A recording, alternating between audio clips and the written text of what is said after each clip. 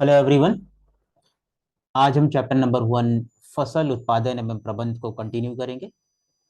पिछली क्लास में हम लोग कुछ पोर्शन कवर कर चुके हैं, जैसा कि कृषि पद्धतियाँ एंड आधारित फसल पद्धतियाँ एंड मिट्टी तैयार करना, यहाँ तक हम लोग कवर कर चुके थे।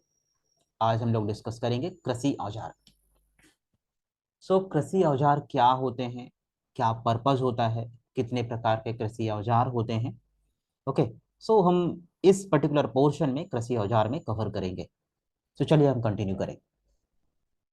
अच्छी उपज के लिए बुवाई से पहले मिट्टी को भुरभुरा करना आवश्यक है। यह कार्य अनेक औजारों से किया जाता है, जैसा कि हल, कुदाली एवं कल्टीवेटर इस कार्य में उपयोग किए जाने वाले प्रमुख औजार हैं। आप फर्स्ट सेंटेंस को पढ़िए कि अच्छी उपज के लिए बुवाई से पहले मिट्टी को भुरभुरा करना आवश्यक होता है। अब बात करते हैं, ये जो टर्म है भुरभुरा, ये क्या होता है। जैसा कि हम पिछली क्लास में देखे थे कि मिट्टी को पोला बनाना। मिट्टी को पोला पोला बनाना एक तरह से है मिट्टी को सॉफ्ट करना। ओके, ताकि जो पौधों का जो जड़े हैं, जो हमारे फसल है उनके जड़े हैं, इजीली आसानी से अर्थ में मतलब सॉइल के अंदर जा सके। ओके। भुरभुरा करने का मतलब यहाँ पर यह है कि जब किसान जुताई करता है खेत की, उस समय जो मिट्टी होता है तो उसके बड़े बड़े डीले होते हैं। ओके, जो मिट्टी होता है, मिट्टी के टुकड़े होते हैं, वो बड़े बड़े फॉर्म में होते हैं। तो उसको हमें भुरभुरा करने का मतलब उसको ब्रेक करना, उसको तोड़ना। Okay, so you have to take care of this each and every terms. जैसा कि हम बात करें, हल, कुदाली एवं कल्टीवेटर इस कार्य में प्रयोग किए जाने वाले प्रमुख औजार हैं। ओके। ये हल हो गया, कल्टीवेटर हो गया, कुदाली हो गया। ये कुछ बेसिक इक्विपमेंट्स हैं, बेसिक टूल्स हैं जो किसानी के दौरान, खेती करने के दौरान किसान यूज करता है। अब हम जानेंगे फर्स्ट टूल, हल। हल क्या होता है कि प्राचीन काल से ही हल का उपयोग जुताई, खाद उर्वरक मिलाने, खरपतवार निकालने एवं मिट्टी खुरचने के लिए किया जाता है। ओके। हम यहाँ पे बात करेंगे खरपतवार। जैसा कि हम पिछले क्लास में पढ़े थे, खरपतवार क्या होता है। जैसे मान लीजिए कोई किसान धान की खेती कर रहा है, तो वहां पे धान के फसल के अलावा, धान के पौधे के अलावा यदि कोई दूसरा पौधा उग आता है, तो उसको जो है तो हम क्या बोलते हैं, खरपतवार बोलते हैं। और उसको उस खेत से निकालना बहुत जरूरी होता है for better production of crops. खरपतवार निकालने के काम पर भी ये कृषि औजार जो हमने डिस्कस किया, हल, कुदाली एवं कल्टीवेटर, इसका यूज करते हैं। ओके, खाद उर्वरक मिलाने के लिए भी करते हैं। मिट्टी खुरचने, यहाँ पे खुरचने का क्या मतलब हुआ, खुरचने का मतलब ये हुआ कि मिट्टी को टर्न करना, उलटना पलटना। पिछली क्लास में हम लोगों ने देखा था। ओके। हल जो है यह औजार लकड़ी का बना होता है, जिसे बैलों की जोड़ी अथवा अन्य पशु जैसे कि घोड़े, ऊंट की सहायता से खींचा जाता है। इसमें लोहे की मजबूत तिकोनी पत्ती होती है, जिसे फाल कहते हैं। हल का मुख्य भाग लंबी लकड़ी के बना होता है, जिसे हल शाफ्ट कहते हैं। इसे इसके एक सिरे पर हैंडल होता है तथा दूसरा सिरा जोत के डंडे से जुड़ा होता है, जिसे बैलों की गर्दन के ऊपर रखा जाता है। ओके। एक जोड़ी बैल एवं एक किसान इसे सरलता से चला सकता है। अब हम इसका कंप्लीट सेटअप, हल का कंप्लीट सेटअप फिगर नंबर 1.1 ए में देखते हैं। आप लोग देख सकते हैं ये कंप्लीट सेटअप है। किसान जो है तो खेत की जुताई कर रहा है। यहाँ पर हम वन बाय वन देखेंगे कि जो ये फर्स्ट पोर्शन है, ये पोर्शन आप देखिए, यहाँ पे पॉइंटर को आप लोग फोकस कीजिए, ये पोर्शन हल है। ओके, दिस कंप्लीट पोर्शन ये हल है। हल का यदि हम इसको एक पर्टिकुलर डायग्राम इसको बनाएं हल का, सो हल कुछ ऐसा दिखता है, आप देख सकते हैं यहाँ पे। इस पोर्शन को हम क्या बोलते हैं, फॉल बोलते हैं। देखिए यहाँ पे मेंशन है, इस पोर्शन को हम फॉल बोलते हैं। और जो ये पोर्शन होता है, ये लंबी डंडी, इसको बोलते हैं हल शाफ्ट, जैसा कि हमने अभी थ्योरी पोर्शन में कवर किया। ओके। ये वाला पोर्शन आप देख सकते हैं, ये वाला पोर्शन ये जोत से कनेक्टेड होता है। जोत से कनेक्टेड होता है कितने डिग्री पे, 90 डिग्री पे। 90 डिग्री क्या होता है, आप लोग यदि मैथ्स पढ़े होंगे तो 90 डिग्री मतलब वो वेरी करता है from 0 to 360 degree. Okay. 90 degree means perpendicular, perpendicular to each other. Okay. ये परपेंडिकुलर डायरेक्शन पे एडेड होता है। इसको हम जोत बोलते हैं। ये लकड़ी का होता है, लोहे का भी बनाया जा सकता है, बट मोस्टली किसान जो है इसको लकड़ी का बनाते हैं।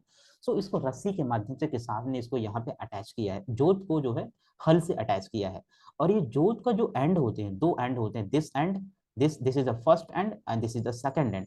सो ये कहाँ पे कनेक्टेड होता है, जो बैल के जो गर्दन होते हैं, पूरा का पूरा लोड ट्रांसफर करने का काम आता है। सो यदि आपसे कोई पूछे जोत का काम क्या होता है, तो जोत का काम ये होता है कि जो किसान जब जुताई करता है, तो जुताई करना मतलब मिट्टी को उलटने पलटने का काम। सो उस समय मिट्टी इतनी हार्ड होती है कि आसानी से जो है तो हल नहीं चला जा सकता, उसके लिए जो है तो बैल की जरूरत पड़ती है, या किसी मोटर या फिर कह सकते हो ट्रैक्टर के माध्यम से खेत की जुताई की जाती है। ओके। तो यहाँ पे जो बैल होते हैं, ये जो जोत है, उनके कंधे पर कंप्लीट लोड ट्रांसफर किया जाता है। फिर जो है ये दोनों बैल हल को खींचते हैं, और ये मिट्टी को पोला बनाना या फिर मिट्टी को उलटने पलटने का काम, जिसे हम जुताई बोलते हैं, वो कंप्लीट करते हैं। सो आप लोगों का हल का कंप्लीट सेटअप समझ में आ गया होगा। जैसे this portion is known as hull shaft, and ये पोर्शन को हम फाल कहते हैं। यहाँ पे एक मेटल पीस लगा होता है। मेटल पीस का फंक्शन ये होता है कि जो मिट्टी के अंदर आसानी से जा सके, मिट्टी को आसानी से पेनिट्रेट कर सके, दैट मीन्स मिट्टी को आसानी से भेद कर सके। ओके। तो जैसा कि हम लोगों ने यहाँ पे थ्योरी में पढ़ा कि दो बैल, ओके, और एक किसान और एक हल की मदद से आसानी से इस सेटअप को बनाया जा सकता है। सेकंड थिंग है यहाँ पे कि यह एक सरल औजार है। कुदाली की बात करेंगे हम। कुदाली एक सरल औजार है जिसका उपयोग खरपतवार निकालने एवं मिट्टी को पोला बनाने के लिए किया जाता है। सो कुदाली भी एक तरह से हल के टाइप का होता है, बट ये बहुत स्मॉल औजार होता है। ओके। सो आपके यहाँ पे फिगर नंबर यहाँ पे मेंशन है 1.1b, बट ये बहुत एडवांस्ड है। ओके। जो आप लोग घर में जो यूज करते हैं बहुत छोटा होता है, जो आप लोग उसको हाथ से ऑपरेट कर सकते हो। ओके। इसमें लकड़ी अथवा लोहे की छड़ होती है, जिसके एक सिरे पर लोहे की चौड़ी और मुड़ी प्लेट लगी होती है, जो ब्लेड की तरह कार्य करती है। इसका दूसरा सिरा पशुओं द्वारा खींचा जाता है। जैसा कि मैंने अभी डिस्कस किया कि ये जो यहाँ पे 1.1 फिगर नंबर में मेंशन है, ये बहुत एडवांस्ड लेवल का कुदाली मेंशन किया गया है।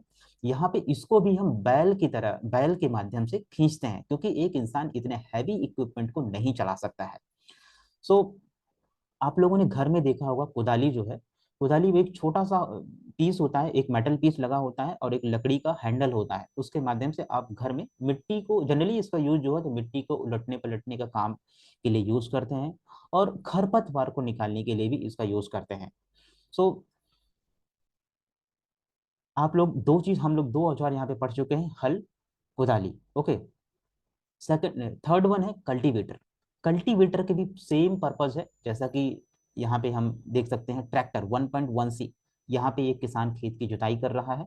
तो खेत की जुताई तो हम यहाँ पर भी कर रहे थे फिगर नंबर 1.1 पे, बट ये प्रोसेस जो होती है ना, बहुत टाइम कंज्यूमिंग प्रोसेस है।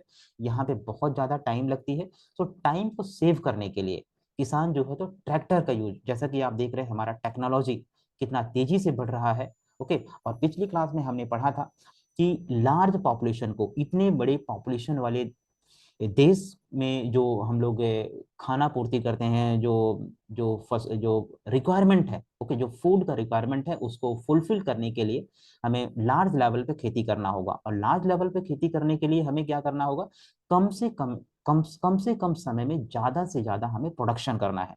तो ये ट्रैक्टर के माध्यम से हम बहुत सारा समय बचा सकते हैं। ओके। तो आप सेम चीज जो किसान यहाँ पे हल के माध्यम से जुताई करता था, वो यहाँ पे ट्रैक्टर के माध्यम से करता है। और यहाँ का मेन मोटिव ये होता है कि किसान जो है तो अपना समय बचा सकता है। तो यहाँ पे देखिए, आजकल जुताई ट्रैक्टर द्वारा संचालित कल्टीवेटर से की जाती है। कल्टीवेटर के उपयोग से श्रम एवं समय दोनों की बचत होती है, जो कि हम पहले ही डिस्कस कर चुके हैं। अब यहाँ पे हम लोग जुताई कर चुके हैं खेत की, किसान देखिए यहाँ पे खेत की जुताई कर चुके, डिफरेंट डिफरेंट औजार के माध्यम से, लाइक हल, कुदाली और एक कल्टीवेटर के माध्यम से।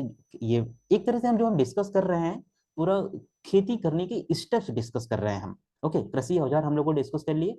अब कृषि औजार के बाद बुवाई करना। खेत की जुताई के बाद किसान क्या करता है, अगला स्टेप फॉलो करता है, वो खेत की बुवाई करना। बुवाई फसल उत्पादन का सबसे महत्वपूर्ण चरण है। बोने से पहले अच्छी गुणवत्ता वाले साफ एवं स्वस्थ बीजों का चयन किया जाता है। किसान अधिक उपज देने वाले बीजों को प्राथमिकता देते हैं। ओके।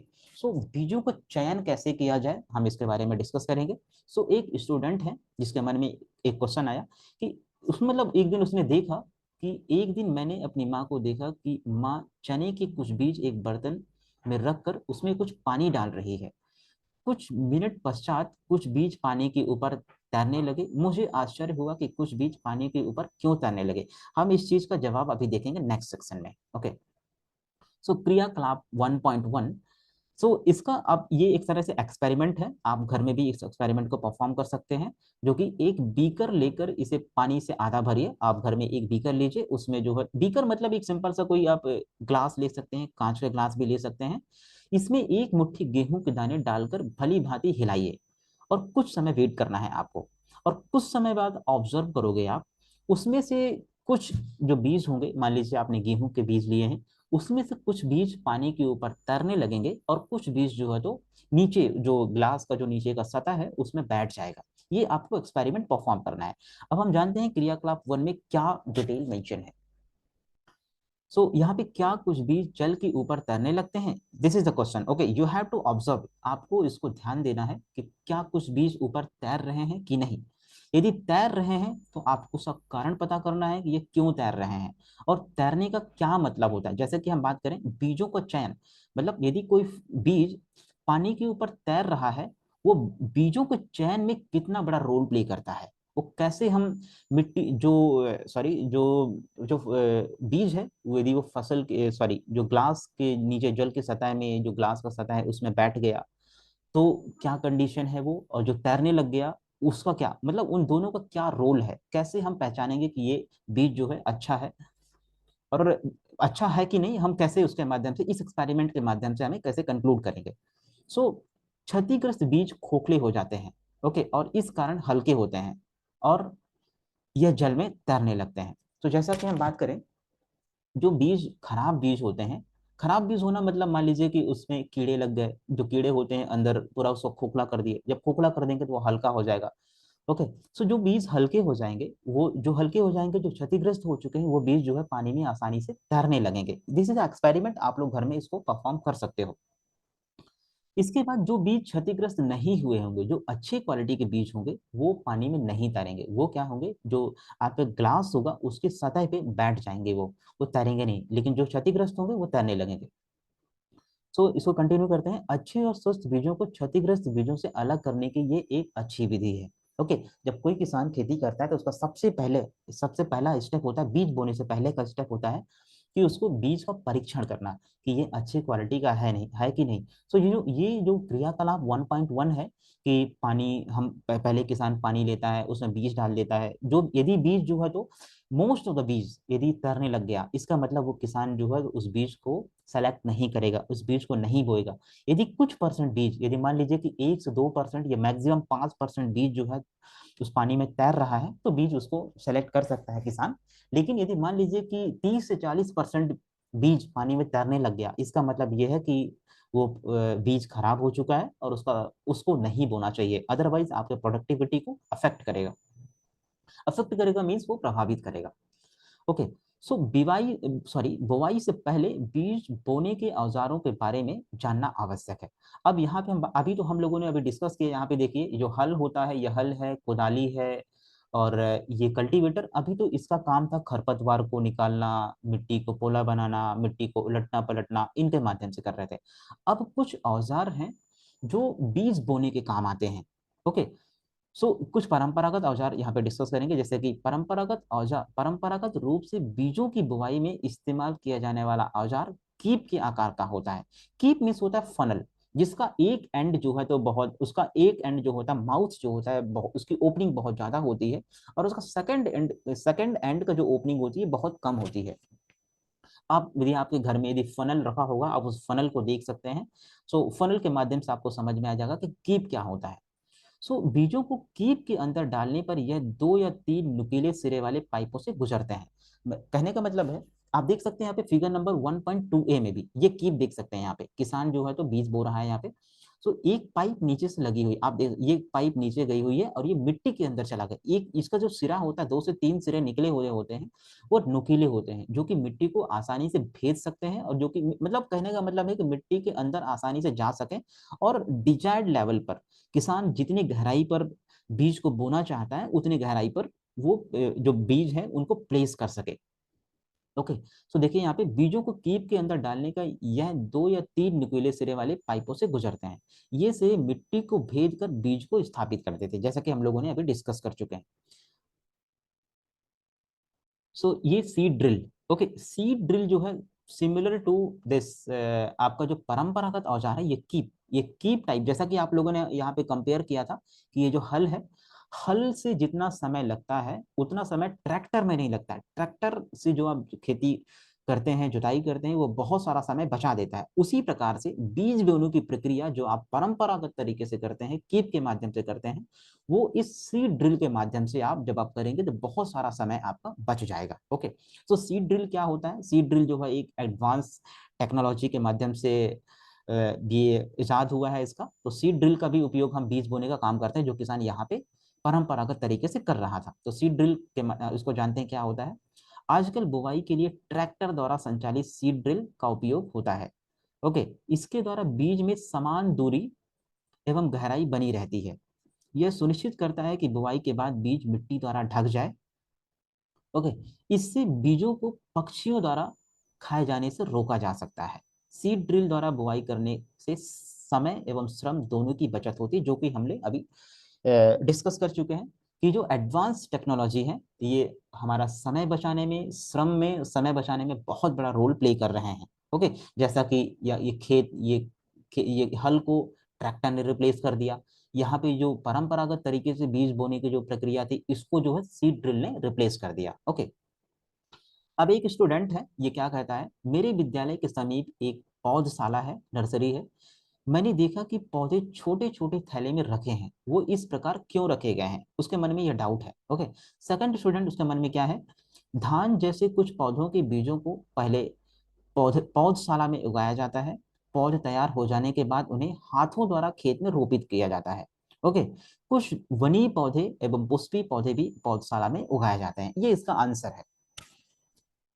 सो पौधों को अत्यधिक घने होने से रोकने के लिए बीजों के उचित दूरी पर होना अत्यंत आवश्यक है। ओके, इससे पौधों को सूर्य का प्रकाश, पोषक एवं जल पर्याप्त मात्रा में पर्याप्त होता है। अधिक घनेपन को रोकने के लिए कुछ पौधों को निकालकर हटा दिया जाता है। अब हम बात करेंगे, जैसा कि यहाँ पे डिस्कस किया गया है, पौधों को अधिक घने होने से रोकने के लिए बीजों को उचित दूरी पर होना आवश्यक है। अब हम बात करते हैं क्यों आवश्यक है। ओके, आपके मन में भी ये डाउट आ रहा होगा कि पौधों के बीच में एक प्रॉपर डिस्टेंस क्यों होना जरूरी है। वो होना इसलिए जरूरी है कि एक पर्टिकुलर पौधा को ग्रो होने के लिए उसको प्रॉपर स्पेस चाहिए। यदि पौधे पास पास होंगे, उनको ग्रो होने के लिए प्रॉपर स्पेस नहीं मिल पाएगा। इसलिए इसका कारण यही है कि पौधों को प्रॉपर ग्रो होने के लिए उनको स्पेस, प्रॉपर डिस्टेंस पे पौधे रोपित होना